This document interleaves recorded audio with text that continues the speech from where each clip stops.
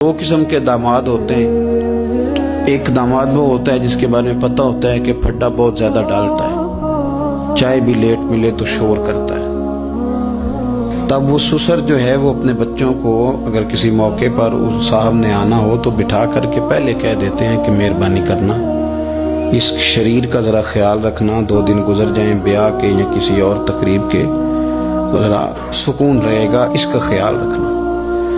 दूसरा जो है वो नफीस आदमी है, उसको कोई परेशानी नहीं, उसको पता है कि रोटी घर भी मिलती है, या मैं मेहमान आया हूँ तो अब उसके रिश्तेदार वो कह रहे होते हैं कि इसकी खैर है, ये तकलीफ नहीं देता। अब ये जो साहब हैं ये कहते हैं जनाब मैंने हर चीज़ खींच के रखी हुई है, मैं जाता हूँ तो सब कुछ सीधा हो जाता है। वो भाई आपके शर से बच रहे हैं लोग, आप जो अजियत देते हैं उससे बच रहे हैं, आपको इज्जत नहीं दे रहे।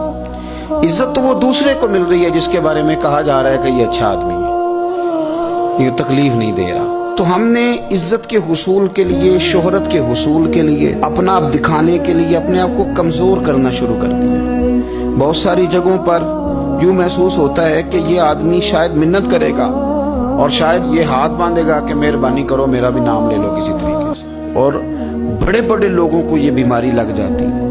अल्लाह ताला ने माली तौर पर, इल्मी तौर पर कुव्वत बख्शी हुई है, एजाज दिया है, लेकिन वो इस खौफ का शिकार है कि मेरी इज्जत नहीं है, कुछ 4 बंदे मेरा नाम ले लेते ना। एक हदीस पाक है, उसको याद रखें। नबी करीम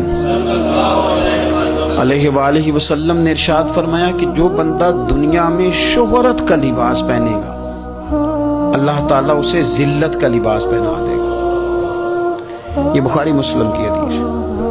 क्या मतलब है इसका? कि वो जिस रास्ते पे चल रहा है ना कि मैं ये काम भी करूं ताकि मेरा नाम हो जाए, ये काम भी करूं मेरा नाम हो जाए, फलाना भी करूं तो मेरा नाम हो जाए, चूंकि मकसूद नाम है, उसने लिबास पहन लिया है शोहरत का, इरादा कर लिया है शोहरत का। माना ये कि उसने अपने ऊपर तारी कर ली है, जिस तरह लिबास पूरे वजूद पे ढांप लेता है, इस तरह उसने शोहरत ही शोहरत अपने ऊपर तारी कर लिया, तो फिर रब उसे रुसवा कर देगा।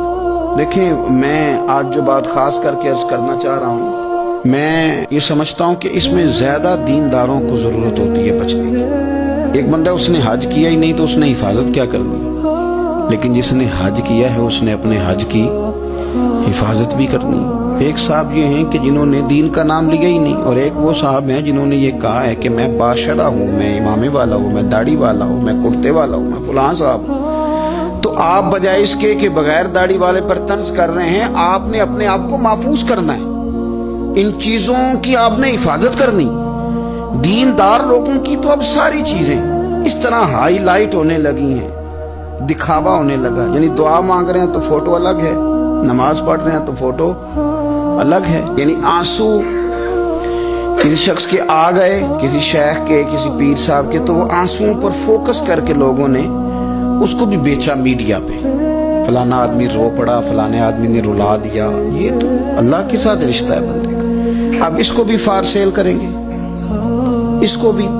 हजरत उमर फारूक रदी अल्लाह ताला अन्हु मस्जिद में तशरीफ लाए तो एक साहब बैठकर बड़े जोर से रो रहे थे लोगों के बीच, अल्लाह को मना रहे थे, दर्द की बात कर रहे थे, सोज की बात कर रहे थे, अल्लाह माफ कर दे, और तड़प रहे थे। और मजमा बड़ा था और हर आदमी पलट पलट के उन्हीं की जानिब देखता था।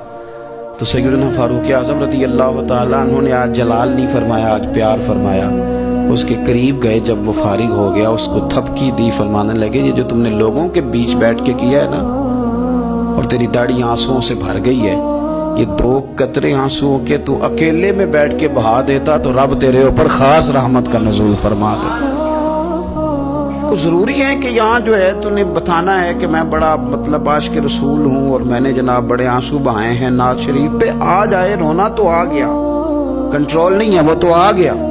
और अब तो बाकायदा प्रैक्टिस की जाती है कि पढ़ने वाले ने भी रोना है, सुनने वाले ने भी रोना है। न करें ये काम।